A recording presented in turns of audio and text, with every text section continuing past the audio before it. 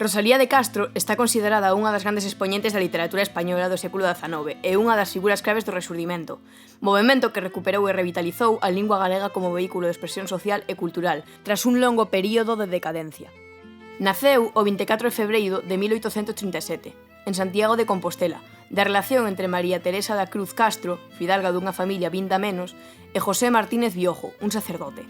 Foi rexistrada como filla de pais descoñecidos, probablemente por ser filla ilexítima froito dunha relación prohibida. Durante os seus primeiros anos de vida foi coidada por unha serventa, ata que ao cumprir os 5 anos foise á localidade de Padrón coa súa nai. Xa desde pequena manifestou unha saúde delicada, polo que a súa nai decidiu atrasar o seu ingreso na escola.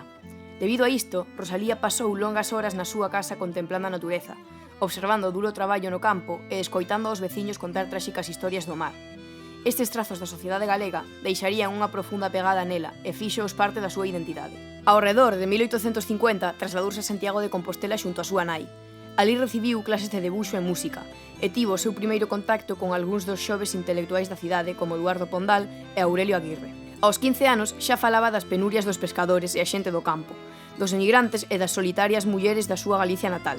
En abril de 1856, Rosalía viaxou a Madrid, instalándose na casa duns familiares. Ao ano seguinte da súa chegada á capital, publicou La Flor, un libriño de poesías escrito en castelán que foi ben recibido polos escritores galegos. Entre eles atopábase Manuel Murguía, que eloxou a súa obra no xornal A Iberia. Por aquel entón, el tamén vivía en Madrid e acabaron coñecéndose grazas a un amigo en común. Pronto iniciaron unha relación sentimental, que acabaría en matrimonio un ano despois.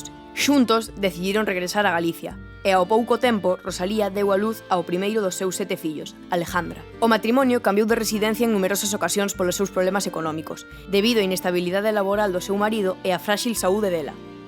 Aos 22 anos publicou a súa primeira novela, La hija del mar, na que reivindica a fortaleza da muller e o seu papel como heroína. En 1863 sofre a perda da súa nai, suceso que a marca profundamente. A ela dedicaríalle máis tarde A miña nai, unha obra na que expresa o seu desconsolo e na que honra a súa memoria. Animada polo seu marido, o 17 de maio de 1863 publica o poemario Cantares gallegos, nunha época na que as mulleres apenas contaban con apoio social ou intelectual. Trátase dunha obra escrita íntegramente en galego, moi influenciada polas cantigas populares de Galicia e na que puxo en valor a vida campesiña da Galicia rural. Está considerada unha das pedras angulares da literatura galega, e é por iso que posteriormente tomaríase como referencia a súa data de publicación para a conmemoración do Día das Letras Galegas. Despois de varias viaxes por España, en setembro de 1868, o seu marido conseguiu un traballo na localidade vallesoletana de Simancas durante 2 anos. Por entón, Rosalía de Castro permanece en Madrid e coñece ao escritor Gustavo Adolfo Bécquer, con quen fixo amizade. Hoxe en día, ambos están considerados os precursores do romanticismo español. En 1871 regresou a Galicia e tras residir en varios lugares, finalmente instalouse de novo en Padrón, onde pasaría os seus últimos anos.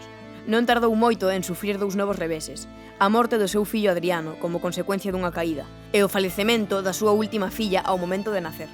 A súa xa delicada saúde deteriorouse aínda máis e o seu carácter tornouse aínda máis depresivo. En 1880 publicou outro dos seus grandes poemarios galegos, Follas Novas, onde volve a denunciar a injustiza e a miseria, as condicións dos emigrantes e o sofrimento da muller galega. Tamén escribiu sobre a angustia de vivir e a morte, temas que sempre acompañaron ao seu triste carácter. A última obra titulouse En las orillas del Sar e foi escrita íntegramente en castelán. Un ano despois, o 15 de xullo de 1885, Rosalía de Castro faleceu de cancro na súa casa de Padrón. Mentres deliraba, as súas últimas palabras foron para a súa filla Alejandra. Abre esta xanela, que quero ver o mar, a pesares que desde a súa casa era imposible velo.